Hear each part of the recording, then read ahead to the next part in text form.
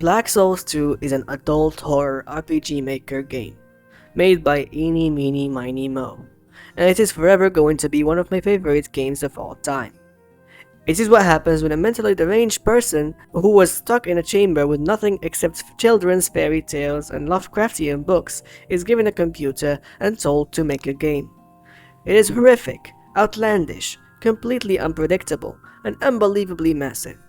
If you haven't seen my first video about the first game, then I highly recommend you go watch it first, as it establishes a few of the more important characters that we'll be seeing more of today, as we sit together to check out the main story of Black Souls 2. So, and without any further ado, let's begin. We left off with Grimm defeating Mary Sue in the game's good ending, taking his revenge against the Outer God and bringing back his dead friends and loved ones using her power as the mastermind of the world, before the screen faded to black. After that, well, nothing really can happen at that point, because Mary Sue's defeat at Grimm's hand achieved basically nothing. It is exactly as she said. Once the book is complete, there is nothing more to do except to start over or find a new one. You cannot change the contents just because you do not like it. Grimm finds himself unable to do the latter too, so the world starts over. He tries everything. Every other ending leads to the same result. Grimm wakes back up in the cell where Jean would grant him his freedom, and the events would go exactly the same way as last time. A true loop, constructed by Mary Sue to keep him contained and create stories for her to enjoy in her own twisted way. Only one way was unexplored though. Deep down in the bog where the Frog Princess used to reside, where he fought against it and effectively made friends with the Black Condemner Miranda, resides the Black Trial, the second most feared force in the realm after Mary Sue herself, comprised of hunters that reap the souls of sinners in the name of their leader, the demon Baphomet. We know that because Grimm had been hunted more than once before by Lendemia of the Black Trial, and his companion Miranda is one of the 4 executors. So, Grimm makes his way to the throne of their leader, where he finds Baphomet and receives an offer to join the Black Trial. Lacking any other alternatives, he agrees, and is dispatched to hunt sinners as a member. On the job, he comes to meet the Black Arbiter Hein, a reaper that sells the blackened souls of sinners they've hunted over their long years of work as a slayer. By the way, do you know the 4 executives of the Black Trial? The first one is Vanguard Lendemia, the one who was here for as long as I is and possibly loyal to Baphomet. Well, from my point of view, he's just a good dog. Next is Chaplain Eswold. Think he was a priest before. His results in the Black Trial were excellent as well, but he went insane. He left the Black Trial and is missing now. Stupid fellow, that one. Next, Condemner Miranda. Battle crazy, our latest addition, and yet she hunts souls like she's another Lendemia. I admire her ability, but damn me if she ain't cheeky. But don't forget this, young one. The strongest of the Black Trial is this. Lord Hein, that's who.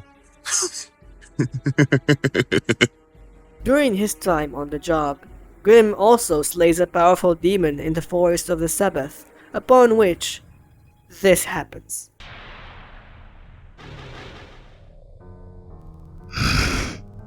I was beat to the punch. And aren't you, Sinner Grimm? Is this your attempt at atonement? Know that no sin will disappear. Well, no matter. The demon is dead. Now,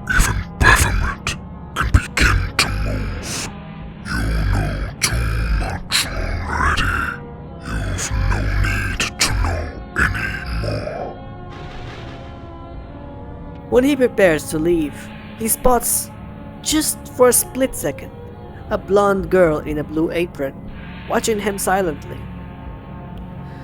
After returning to Baphomet, she congratulates him on a job well done, then tells him that his next mission was to find and kill a black rabbit called Prayermaster. Grimm reluctantly agrees. Slaying his friends was no longer foreign to him after what he did to confront Mary Sue the first time. And well, if this led to a different outcome, maybe it would be worth it. At least, he hoped so. In the Holy Forest, he fights and kills Prayermaster, who, in his dying breath, is taken aback by how powerful Grimm had become, saying that with this much power, even Mary Sue would be no match. And he was absolutely correct. Grimm right now was the most powerful he had ever been. Mary Sue was practically a fly for him to swat in combat. What Prayermaster didn't know was that overpowering Mary Sue accomplishes nothing. The world would just reset, starting everything over again. Grimm returns to Baphomet, who is elated to hear that Prayermaster had been brought to justice.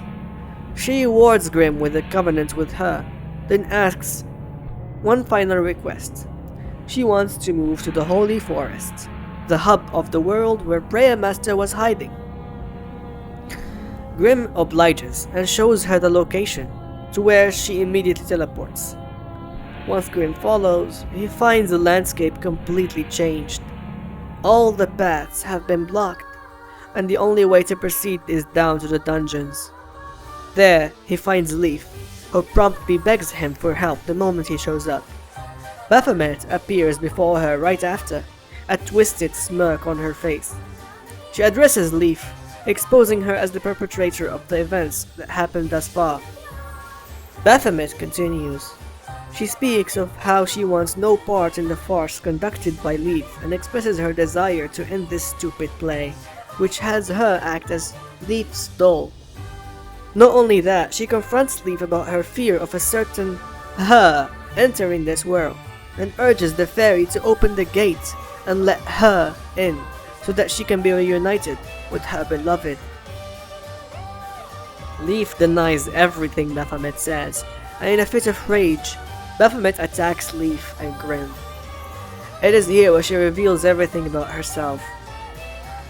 The black goat with 1,000 young, an outer god incomprehensible by human standards, just like Mary Sue herself. Her true name was Shub-Niggurath, the All-Mother. She fights relentlessly, as her domain became that of combat and destruction after having stolen away the power of the ancient archdemon that Grimm had slain, hence his nameless status and weakened state during his fight with Grimm. However, at this point, Grimm was far above such an existence. He had already slain an outer god once, what another at this point. The battle ends very quickly. Once Grimm deals the final blow, Baphomet goes back to her humanoid form, gravely wounded and on the brink of death. Leaf laughs at her, calling her out for embracing human emotions a little too much. Baphomet begs Leaf to let her out of this world so that she can meet her beloved, revealing that she is actually Mary Sue's mother, something which Leaf immediately denies, killing her right after. Then, Leaf turns to Grimm and kills his allies who were summoned earlier during the fight with Baphomet. She then speaks to Grimm, asserting that they're finally alone, and that now they can create more beautiful stories. On to eternity. She couldn't have been more wrong, as either due to the traces of the battle between two great ones, or Mary Sue's weakened state, or simply Baphomet's dying wish, the gate of the lost empire had opened, and she made it in. Mary Sue is initially confused at the sudden appearance of Alice, not really understanding the reason behind her presence. She was just a toy in her world, one that she made to motivate Grimm along his adventure. Why was she? An expression of terror suddenly draws on Leaf's face as she connects the dots. This girl, this cute blonde lady, this was not that Alice. The girl walks towards Grimm, talking about how they finally could meet again. And then the screen fades to black, ending the game. This was Black Souls 1's canonical ending, which leads directly to the events of Black Souls 2. Before we talk about Black Souls 2's events, I would like to point out that Baphomet's questline is very clearly a reference to Royal Sorcerer Navlan's quest in Dark Souls 2, where he also tells you to go kill your friendly NPCs, with the last one required being your level up person, the Emerald Herald, or in our case, the Black Rabbit Prayer Master. It is in moments like these where you notice the Souls-inspired part of the Black Souls series. When Black Souls 2 begins, the player is unconscious, and when he comes to be, he is back to his primitive form as a simple black soul, not even as an undead yet. A rather unfamiliar and yet playful voice speaks to him. He is asked about his name, class, and whether he is interested in carnal desires or not. Once again, if you try to write Grimm as your name, the voice tells you that holding onto your old memories would prove a hindrance to the meaningful life to come, and that you'll have to remove all that's left before you're given a game over screen. My personal theory is that your memories get truly and completely wiped, meaning that there is no chance for Grimm to recall himself any longer, should that playthrough continue, which dooms him to a terrible ending regardless of what he does, hence the early game over. What's cool about this theory is that it would imply that Grimm retained most of his memories intact, and recognized the questioning would doom him had he answered it correctly. So, he pretends not to recall his own name in order to preserve the rest of his memories. This theory is further enhanced by him having dialogue options to recall recurring characters later on in the game, which is really cool. There are a few more interactions with this strange entity. If you write Alice as your name, the voice laughs and tells you that you're no little girl. If you write Leaf, the voice would pretend to be her and laugh at you before asking you to answer seriously. This is odd, because logically speaking, if you are able to recall Alice and Leaf, wouldn't the entity questioning you realize that you still have some memories intact? But it doesn't seem to care, only giving you a game over screen if you show signs of recalling your own identity. Grimm, if these interactions actually happen of course, could tell that something about his own identity is what the entity is trying to erase, so he keeps in mind that fact. Maybe it'll come in handy later. A third interaction also exists, but I'll refrain from showing it right now. Once you get past the character creation screen, which now includes a bunch of new classes, Grimm drifts off to sleep. After an unknown period of time, he hears a sweet, familiar voice who he identifies as Mother Alice, Younger Sister Alice, or Daughter Alice? Depending on who you choose, the starting sequence will feature that version of Alice. The prologue plays out like a wholesome fairy tale, with Alice and Grimm simply chatting and performing usual bonding activities before something makes Grimm pass out, momentarily. When he comes to be, he doesn't find Alice anywhere, and as he looks around, the world crumbles before he falls. It is here where Black Souls 2 begins, and this game isn't simply huge, it is massive, humongous even. I doubt I'll be able to fit all of it into one video, so I'll be turning this into a series where I can explain the lore of the game for you, as well as theory crafts and showcase game mechanics and references. For now, let me tell you about the basics. Contrary to Black Souls 1, which was more inspired by Demon Souls and the first two Dark Souls games, Black Souls 2 took much more inspiration from Bloodborne and Dark Souls 2 specifically. For example, there's a mechanic that was inspired by and expands upon Bloodborne's Insight system. If you press the escape button and bring up the menu, at the bottom left corner of your screen, you'll see this small text box which displays Sen 100. This refers to Grimm's mental clarity, and in a way describes how much the world is actually deceiving you. Allow me to explain. In Bloodborne, insight is a form of soft currency that also affects the hunter's perception of the world around them, gained through witnessing abnormal events that enhance the hunter's mentality by exposing them to the raw exposed truths of Yharnam. That is why with insight, the hunter is able to see the otherwise invisible amygdalas and creatures summoned by the witches of Hemwick, etc. In Black Souls 2, the sin system works as follows. There are a number of thresholds which throughout the game, if you pass or go under, make you perceive the world differently.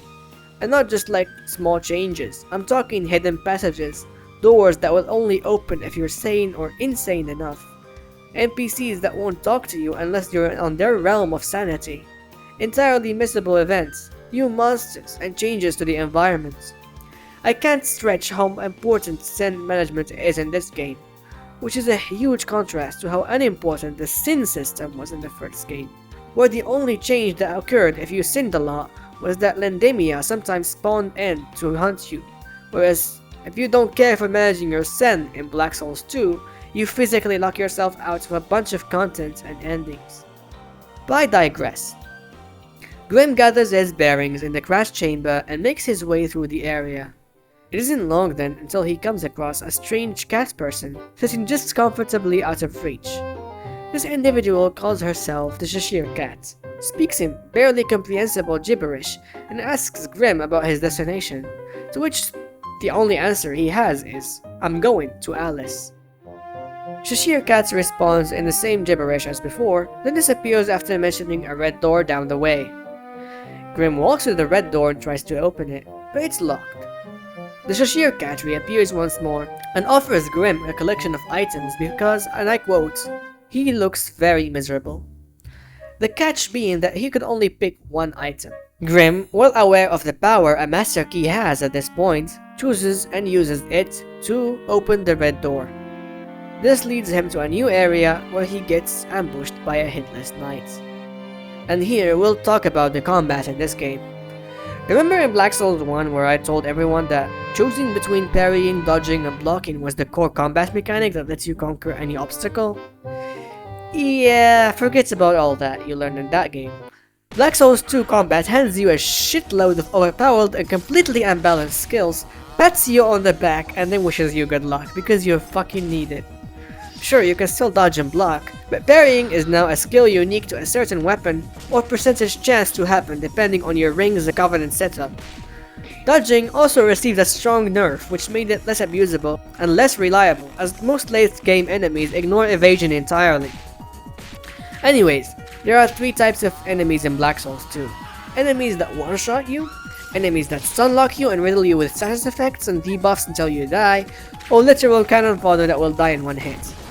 Yet even through the clusterfuckery, somehow, the game still feels fair, and people have beaten it consistently on the highest difficulty without even leveling up or boosting their stats with colored souls. So yeah, the problem is, Grimm as of this moment is as weak as he was back in the prison where Jean found him. He barely survives the fight against the knight, and decides against further battles until he gathers more strength. He weaves through the enemies until he reaches the first bonfire where he finds a black rabbit called Vernai, who instantly recognizes the willpower of Grimm and asks rhetorically if he has a dream, which fuels his will. Drawing a parallel with himself when he tells us that he was finally able to escape his hometown in order to chase his own dream. Grimm, having no other things to speak about, asks if he had seen Alice. The rabbit says that he doesn't know her, but he suggests to simply go around and look, haphazardly, before warning against following just about everyone's advice mindlessly. At this point, Grimm already knew that. He simply had to look everywhere to find Alice. He leaves the rabbit behind and tries to look for clues back in the crash chamber, until he mistakenly slips and falls, causing him to die. However, instead of reviving by the bonfire, he wakes up in a strange familiar library. Yet, the more he looks around, the less familiar it becomes, as if it was made to loosely resemble a certain library he knew. There he finds the second bonfire, some generally used for rings, and a small, talking stuffed toy, named Polar Bear, who immediately drops two of the most important lines of the game. "I am of the same trade as you. We aren't much different. Being used as they like, for them, we're nothing more than toys." This immediately causes Grimm to freeze and think, who is this guy talking about? Them? Who's them? Leaf? Was Mary Sue behind this all again? This can't be right. He was no longer in Mary Sue's grasp. He can't go back to that hell. No way! Polar Bear sees his expression and tells him not to make that face, and that he'll surely be able to find Alice, offering his services as a vendor and a blacksmith. Before Grimm leaves, he notices something different about himself. It doesn't feel right. His body feels slightly weaker than before, and a black soul had appeared in his inventory, just like it would when he died in Mary Sue's realm. He takes the black soul and attempts to consume it, only to suddenly feel weirdly better. His body was only stronger by a negligible amount, but his mind was much clearer somehow. This doesn't make sense, but he comes to the conclusion that if he gets his hand on a lot of black souls, he would be able to organize his thoughts and think more logically. So, he hits the crash chamber yet again and starts tossing himself repeatedly off the cliff. After each death, a new black soul would appear in his inventory. Upon collecting a satisfactory amount, he consumes all of them. The world changes in front of his very eyes. Previously unseen hideous creatures appear.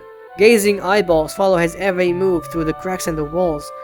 And the rabbits he previously ignored now speak nothing except incomprehensible gibberish. Yet Grimm never felt such clarity in his whole life before. His mind felt boggled. His eyes were heavy, as if a veil was upon them. Until now. This was the true nature of this world. Everything he had seen prior was just an illusion by the orchestrator of this plane. And it is here where we'll stop for now. What do you think about this type of video? Do you want to see more? Make sure to press the like button and subscribe so that you don't miss the next part. With that, thank you so much for watching, and I'll see you around.